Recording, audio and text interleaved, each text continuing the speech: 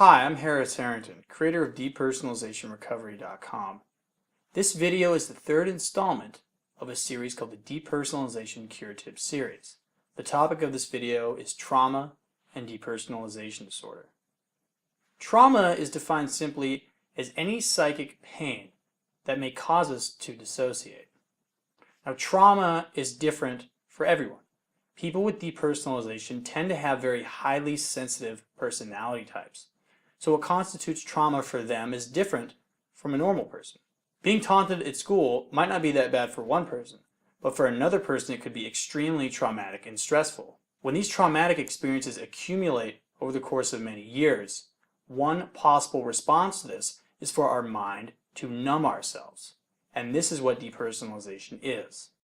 Depersonalization is essentially a protective mechanism for situations which we feel high stress in. Now, transient depersonalization is a very common symptom of anxiety and panic disorder, but chronic feelings of depersonalization that last for months and often years are classified as depersonalization disorder. Depersonalization disorder is a unique disorder. It's not just an anxiety disorder. And the reason is because it's caused by traumatic experiences that have accumulated over time. Now, before I go on with this video, I just want to say that I'm not forcing a diagnosis on you. Some people who have depersonalization disorder may have not experienced trauma, but the vast majority have.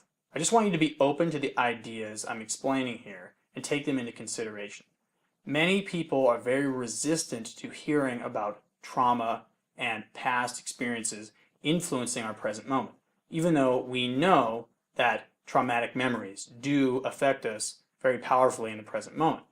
People with depersonalization tend to come from dysfunctional families.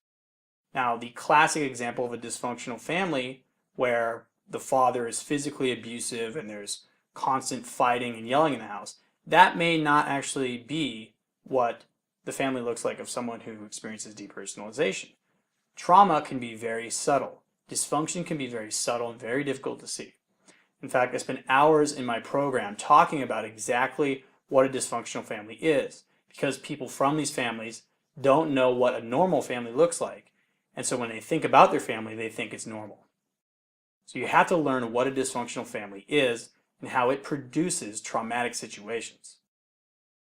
One example of trauma is simply captivity, or being left alone in a suburban home with parents who are doing something else. This is also referred to as neglect. Another example of neglect is being left after school for many hours. If your parents don't come or if someone's not there to pick you up and to be around you, that is an example of neglect. And it's also an example of emotional abuse. One of the most common forms of emotional trauma is guilt tripping. High levels of guilt are traumatic and can produce feelings of depersonalization later in life. Now, there's many reasons from a neurobiological perspective why trauma can produce depersonalization, but I don't have time to get into them here. If you're interested in that, check out the link below for the accompanying article to this video, where I talk at length about the brain and trauma. So it's important to understand that you have to process trauma consciously in order to overcome it. Traumatic experiences are encoded in our brains and affect us in the here and now. When you access traumatic memories, you actually change them. By processing trauma consciously, you can actually change the way your brain functions, and you can eliminate this deep cause of depersonalization. Another thing I want to say is that the goal of trauma processing is not to get stuck in the past. Many people get trauma processing confused with being stuck in the past and rumination. This is not ruminating. It's not about dwelling on the past and blaming other people. In fact, I recommend taking responsibility for your life. And by processing trauma and getting over the past, you're taking responsibility and you're becoming a powerful person. So it's very important to process trauma, to get over the past, to get over feelings of depersonalization. I'd also recommend that you practice relaxation before or while you're doing trauma processing, because it can bring up a lot of very powerful emotions. So I hope this video answered some questions.